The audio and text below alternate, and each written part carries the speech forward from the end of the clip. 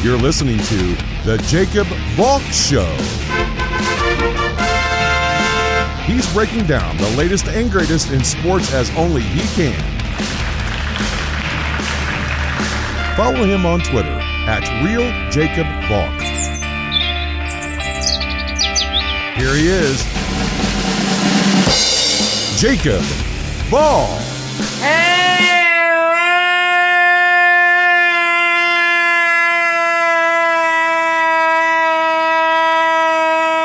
Hello, sports fans. Welcome to another edition of the Jacob Valk Show. I am the Jacob Valk, and you're not. I've got to start with the first big salvo being fired in the upcoming MLB CBA dispute. And yeah, I do think we're going to have a long dispute over the CBA. I think it's going to be just as bad as it was for the NFL in 2011. I think there will be a lockout. I don't want to say that we're going to see any canceled games, but it wouldn't surprise me if it stretched into February. I mean, this first proposal made by Rob Manfred, I don't want to say is completely unfair, but there's no way that the Players Association is going to go for it. And given everything that we've had up to this point, the hell that we went through to get to 60 games last year, you know that the players are upset with Manfred for mangling the Astros situation. There are pitchers that are upset over the sticky stuff crackdown. We're going to get a long lockout. However, once we get baseball back, and it's not going anywhere, we will get it next year in some way, shape, or form. I think you're going to see drastic changes. The DH in both leagues, some changes coming to the shift, no more 7-inning doubleheaders, a change to the extra innings rule. I think we're going to see a lot of changes. But off the field is where I really want to get into, because Major League Baseball proposed something that they have never proposed before. Major League Baseball came in with a first luxury tax threshold of $180 million. To put that into perspective, the current CBA has 3 tiers. The first one is $210, the second one is $230, the third one is $250. So Major League Baseball wants that number for the first threshold to go down by $30 million. You'd think that the Players Association would scream bloody murder over that. And they're not going to like this proposal, but they'll like this element of it. A salary floor. Teams will need to spend up to $100 million in order to hit the salary floor. To put that $100 million into perspective, according to Cott's baseball contracts, at this very moment, there are 7 teams with a current payroll under $100 million. The Rays, the Orioles, the Marlins, the Tigers, the Indians, the Pirates, and the Mariners. You know that the MLBPA isn't going to go for this. They don't want the first luxury tax threshold to be lowered by $30 million because that has served as a real deterrent for teams. The only team that's blown past that first threshold is the LA Dodgers. They've actually blown past all 3 thresholds, but they're the only team that's even willing to pay the first part of the luxury tax.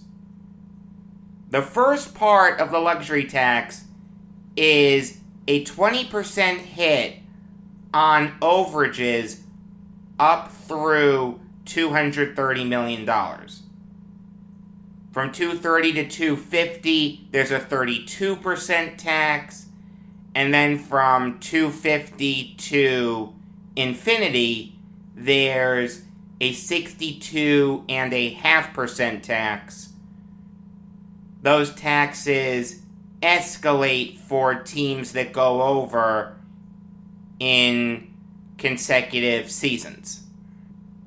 I mean, you take a look at a team like the Yankees, a team that historically has always been willing to spend whatever money is necessary to win a World Series. The luxury tax has been a real deterrent for them.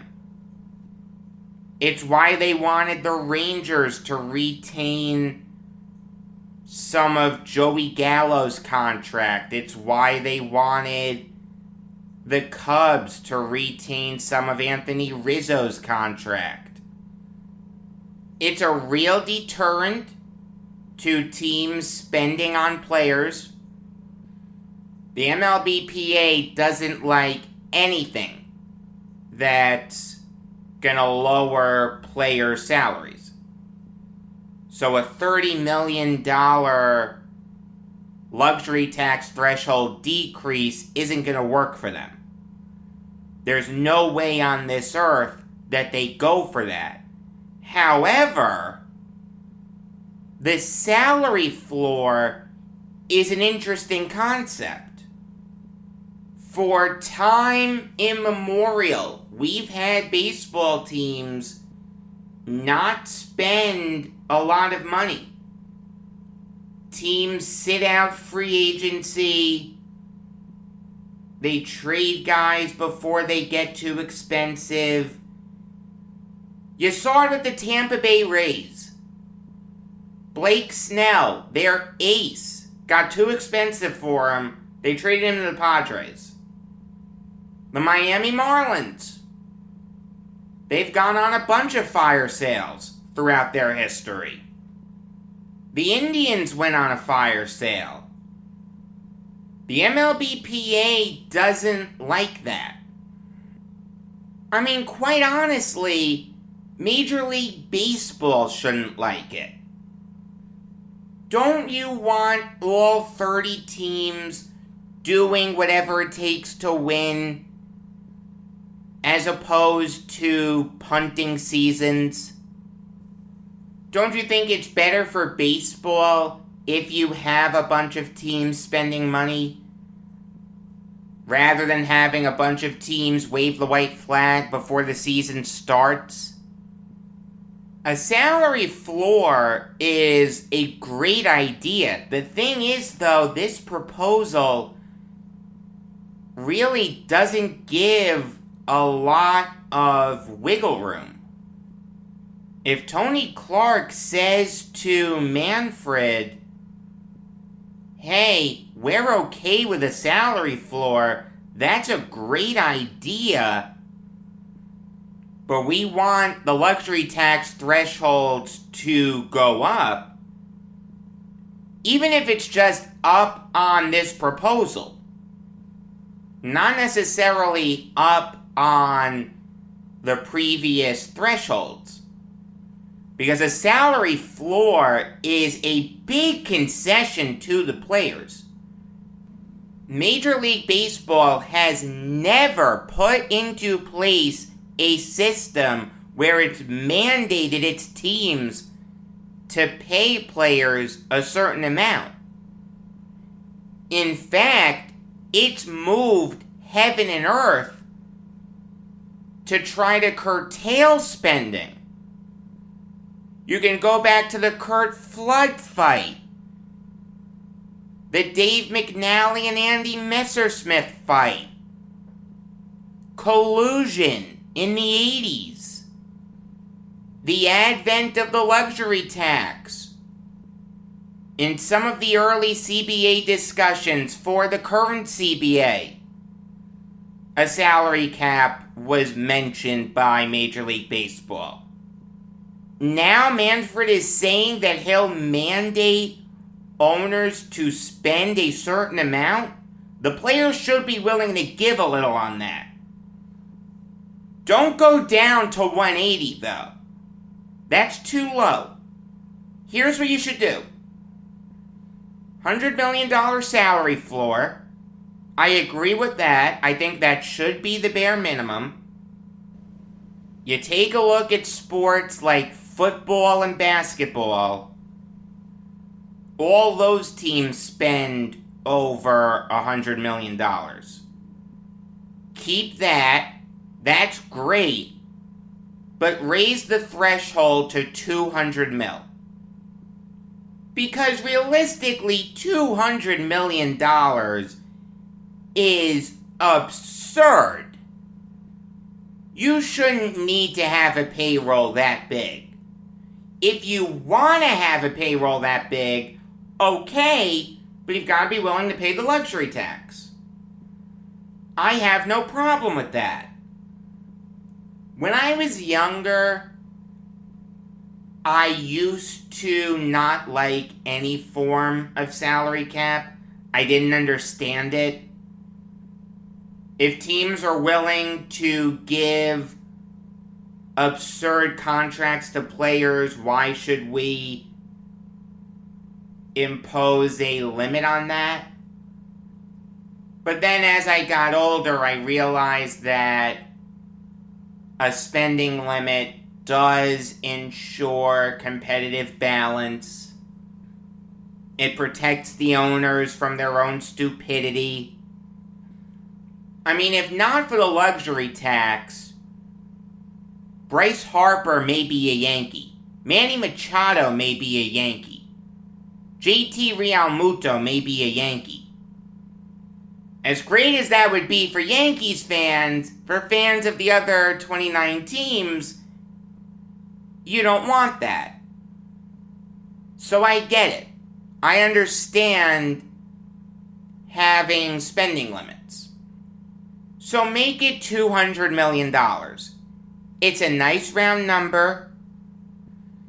The only teams that would be affected by it right now are the Yankees, Red Sox, Phillies, Astros, Dodgers, and Padres.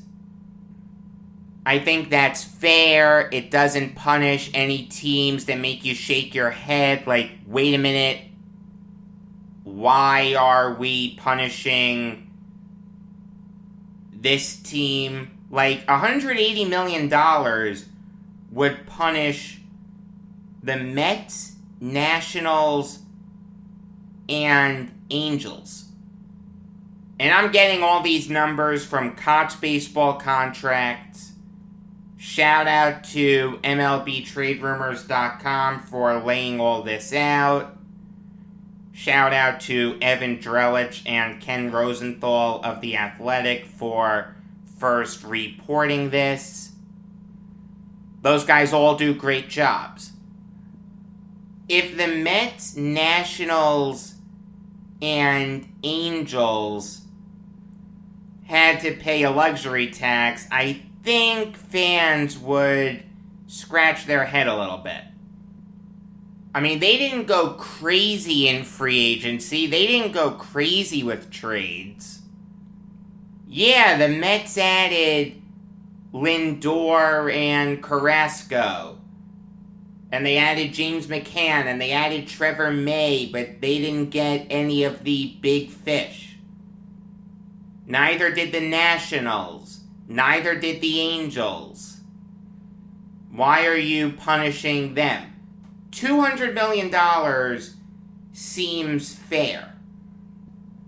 And also, of the 7 teams with payrolls over $200 million this year, none of them at this very moment have payrolls of over $200 million for next year. So there doesn't need to be a grace period. It can be something as simple as get under it now, or else you're gonna pay this penalty. This is what I would have the penalties at, and again, it's really simple. Overages up to $225 mil, pay a 25% tax. $225 to $250, 50% tax. $250 to $275, 75% tax. $275 to infinity, 100% tax. It's really simple. We're dealing with round numbers. It makes the math very easy. It's easy for fans to track. I think that's more than fair. And if teams want to spend into the luxury tax, let them. That's what makes the luxury tax so great. It does make owners think twice about spending gobs and gobs of money, but if a player becomes available that everyone in the organization is clamoring for, you have the flexibility to add him. I'll say this, though. You are opening up a little bit of a can of worms. Let's throw a hypothetical out there. Let's say that the Yankees want player X. And player X is making $6 million. The Yankees' luxury tax payroll is $195 million. So they're under the luxury tax, under my $200 million idea, but if they add the $6 million from player X, they're over. For the sake of this hypothetical, let's say that Hal Steinbrenner isn't okay with going over by any amount, whether it's $1, $1 million, $10 million, he's not okay with it. And let's say that the team that player X is on doesn't want to retain any salary. Also, for the sake of this hypothetical, let's say that the Pittsburgh Pirates are $3 million under the salary floor. So they're at 97 mil. It's possible that the Pirates would be used as a sort of conduit. The Pirates take on all the remaining salary. In exchange, they get a prospect from the Yankees. The original team of player X gets a prospect from the Yankees, and the Yankees get their guy in player X. That's the kind of circumvention, for lack of a better word, that you're going to see. And you see it in the NHL. Teams will want to trade for guys, but they can't because they'll go over the salary cap. So they'll include a schmagegi team to take on a good chunk of that player's salary. He doesn't play a single game for him. All that team gets is a draft pick. So will that be allowed? Will that kind of maneuvering be okayed by Major League Baseball? I'll say this, Gary Bettman has no problem with it. He said that in the past. I personally have no problem with it. But some people will say that it violates the spirit of the rule. Hey, if teams are smart enough to figure out loopholes, go for it. I'll say this, though. The NFL really doesn't like that kind of circumvention. I remember a team tried to work something out when Jadeveon Clowney sat in free agency for way too long last year. They wanted another team to pay down a lot of his salary and then they would trade for him when his cap number was less. But the NFL said, no, you can't trade cap space. It'll be interesting to see what route Major League Baseball takes. I think a salary floor is a great idea. I think it makes sense for both sides. Let's put it this way. You wouldn't see Blake Snell on the Padres if the salary floor was a thing at this very moment. You'll get these small market teams to spend a little more money. Yes, it needs to be evened out with a lower luxury tax threshold, but a deduction from 210 to 200 really isn't a big deal. Especially when you factor in that a salary floor is being introduced from 0 to 100 mil. We've still got a ways to go. There are some big issues that need to be worked out. But if Major League Baseball is serious about a salary floor, I think it makes perfect sense. I brought up sticky stuff a little earlier. We had a new entry in that saga yesterday. Lance Lynn was ejected after protesting the sticky stuff check. And Caleb Smith was ejected after Phil Cuzzy found something in his glove. Let's start with Lynn. According to him, as Lynn was coming off the mound, the third base umpire, Nick Lentz, was late to get to him, so Lynn left his glove and his hat by the dugout steps. Lentz then said to Lynn that he needs to see his belt. Firstly, think about how embarrassing that has to be for Nick Lentz.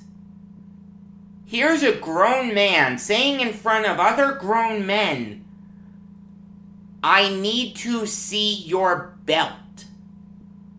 And what's really messed up is the player has to do it. The player has to give the umpire his belt. If I said that to someone, I'd get punched in the face. Anyway, Lynn throws the belt at Lentz. Lentz ejects Lynn, not because he had a foreign substance, but because Lynn threw his belt at Lentz. I think we can all agree that throwing a belt at an umpire should result in ejection. I don't think anyone has a real problem with that. At the end of the day, you can't throw anything at an authority figure. Alright, you can't throw your hat at him. You can't throw your glove at him. It just doesn't work that way. So I didn't have a problem with Lynn being tossed. But I understand his frustration. Was Lentz late getting over for the check? Let's assume that he was. I mean, Lentz will say, you have to wait for me, but I understand Lynn not wanting to do that. If he knows that he has nothing on him, I can understand him not wanting to wait.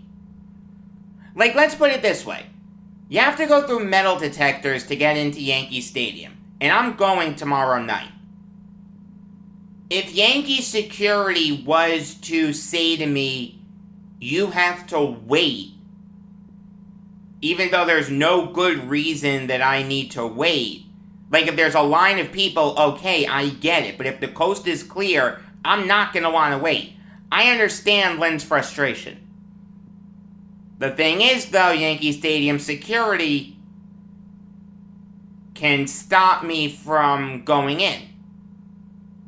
They can accuse me of being belligerent, and they can deny me entry. So I really have no choice but to stay and let them do what they need to do.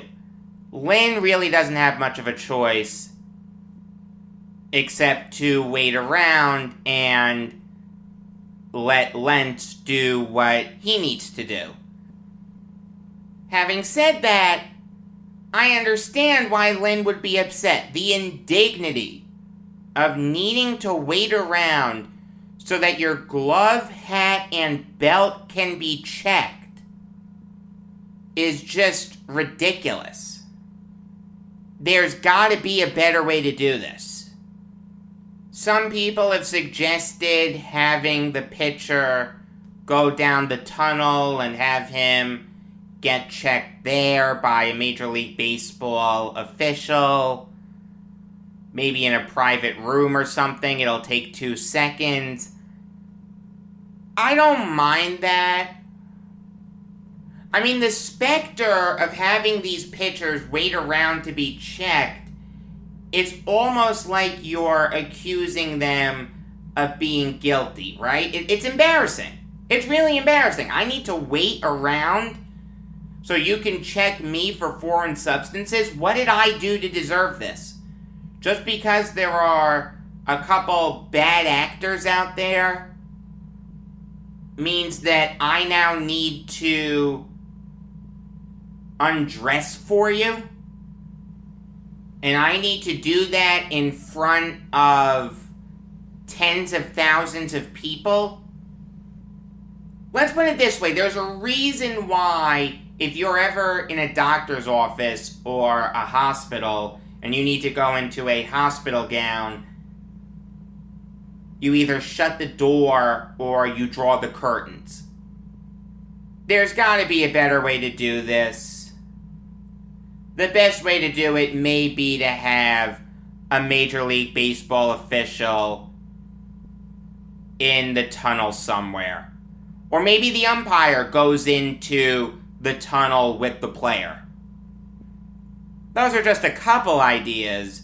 I mean, I understand where some players may not want a Major League Baseball official that close to them in the dugout. That may make them a little uncomfortable. If it's the umpire just going into the tunnel for a minute, okay, there's really nothing wrong with that. Those are just a couple ideas to make this better. There's no question that checking for sticky stuff is the right thing to do. I mean, how stupid do you need to be if you're a guy like Caleb Smith or Hector Santiago to still use sticky stuff when umpires are actively looking for it? I mean, we don't know if Smith actually used something or if Cuzzy got it wrong, but he was ejected for it. I mean, someone brought up this point. What happens if the umpire's wrong? The player's still tossed. He has no way to make it right. Also, checking after the fact, the player still doctored the ball. So you did nothing to stop him from doctoring the ball. You just caught him red-handed. He still affected the game. There are a lot of issues at play here. I'll say this, Major League Baseball did not do this right. You can't do this mid-season. You've got to do it in the off-season. That way we can figure out a better way to do this as opposed to having players take their belt off in front of 40,000 people.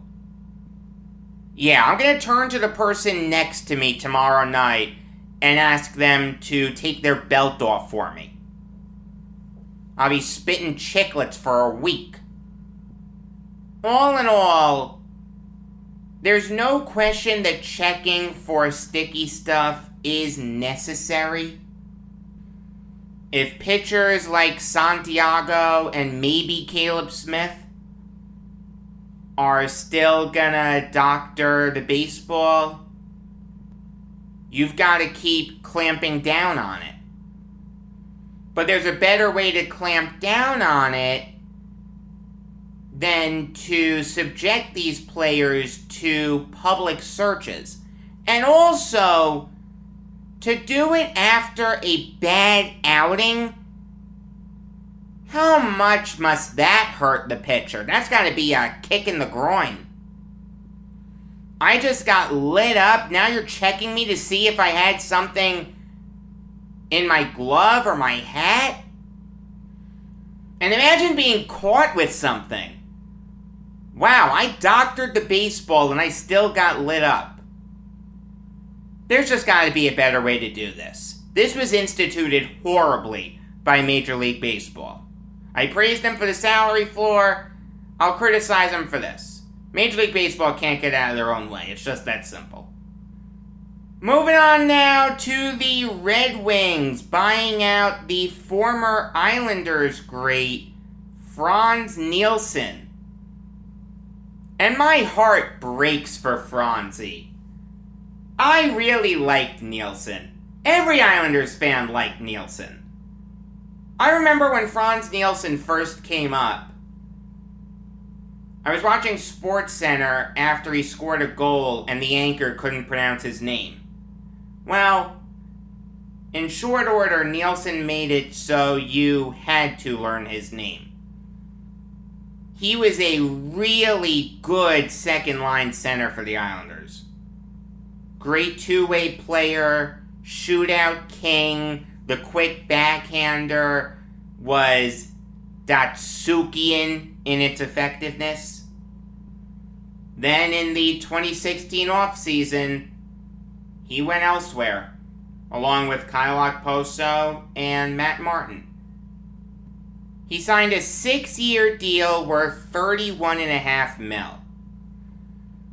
For the first 3 years of the deal, he was good. He put up over 30 points each year. Then in 1920, he took a big step back. He looked like a shell of his former self. He had 9 points in 60 games. Last year, he had 6 points in 29 games. Buying out Nielsen means that the Red Wings will save $1 million for the coming season. They'll actually carry a $500,000 cap hit over to the season after, Nielsen's contract would have been up after this coming season had he not been bought out. But this opens up a spot for a younger player to have a role on the team that he might not have had if Nielsen was there. He's 37. He doesn't fit the Red Wings age range. For nostalgia's sake, I'd like to see him on the Islanders. Have him be the extra forward. See if he can win a cup with the team that drafted him. How great would that be? Seeing Frans Nielsen win a Stanley Cup with the Islanders. If this is the end of the road for Franzi, hopefully you go to the Islanders as a shootout coach, because I have very fond memories of your quick backhand. Always liked Nielsen. Me and every other Islanders fan. I do want to talk about a really sad death in the baseball world. That, of course, is Bill Freehan, who died today at the age of 79 from Alzheimer's disease. From the mid to late 60s, Bill Freehan was the best catcher in the American League. You've got to realize, this is after Yogi Berra. This is before Thurman Munson. This is before Carlton Fisk. Freehan was better than Elston Howard. He was better than Earl Batty. He was better than Buck Rogers. Any catcher that you want to throw out there in the American League in the mid to late 60s, Bill Freehan was better. Freehan's rookie season was 1963. He hit .243 with 9 home runs and 36 RBIs. He was relegated to backup catcher, though, because the Tigers had Gus Triandos, former Yankee. When the Tigers realized what they had in Freehan, they traded Triandos to the Phillies. From 1964 to 1973, Bill Freehan made 10 straight All-Star teams. He was really the total package as a catcher. His offense was really good. From 64 to 72, he hit at least 10 home runs every year. He had at least 43 RBIs in that same stretch of time. But maybe even more valuable than that was his defense. Bill Freehan is arguably the best fielding catcher of all time. From 1965 to 1969, he won 5 straight Gold Gloves.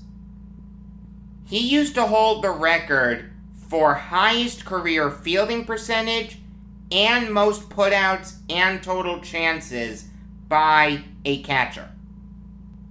His overall ability led to him finishing 3rd in AL MVP voting in 1967 and being the runner-up the year after. Pop quiz. You know who won the AL MVP that year? Denny McLain. The battery of McLain and Freehan was absolutely unstoppable that year. Freehan had his best season. He hit .263 with 25 home runs and 84 RBIs. Meanwhile, McClain went 31-6 with a 1.96 ERA and 280 strikeouts. In the last World Series before a league championship series, the Tigers met the Cardinals. Partially because of Bill Freehan's great catching ability, Mickey Lolich had one of the greatest World Series of all time. He pitched 3 complete games. He went 3-0, and he absolutely shut down the Cardinals in Game 7 of that World Series. Even though Freehan wasn't good with the bat in that World Series, his defense was invaluable. In Game 5, Lou Brock nearly ran Freehan over as Freehan was blocking home plate, but Freehan held on to the ball. In Game 7, he caught the final out, a Tim McCarver pop-up. He was really the unsung hero of that World Series. While guys like Lolich, Al Kaline, Norm Cash, and Willie Horton got most of the headlines, Bill Freehan played an integral role in that World Series.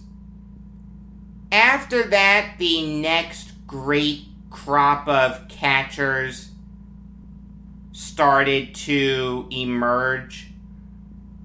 Guys like Johnny Bench, Gene Tennis, Carlton Fisk, Thurman Munson, Ted Simmons. Guys like that all started to emerge. Now, Freehan was still good. Like I said, from 1969 to 1975, he made the All-Star team every year except 1974. But he was being overshadowed by the new crop of catchers. He never won Gold Glove again, never came anywhere close to winning MVP. Even the Tigers fell off a little bit.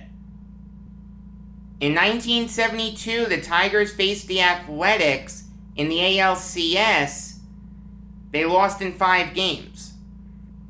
Freehan retired after the 1976 season.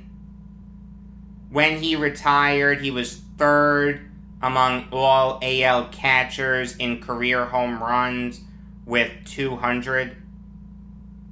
Him and Lolich hold the record for most games started as a pitcher-catcher combo. They started 324 games together. I've said this before. I said this about Del Crandall. We look at dominance for the Hall of Fame when it comes to catchers. You'd be hard-pressed to find a more dominant catcher than Freehan. 10 straight All-Star teams, 11 in 12 years, 5 straight Gold Gloves, 2 top 3 MVP finishes, a World Series ring. You can make a very strong argument for Bill Freehan to be in the Hall of Fame. In fact, I think I subscribe to it. Let's put Del Crandall and Bill Freehan in the Hall of Fame. Until next time, I am Jacob Valk saying, Please, please, please, for the love of mercy, don't let Carl Lawson's injury be serious. If it is, I may lose my mind.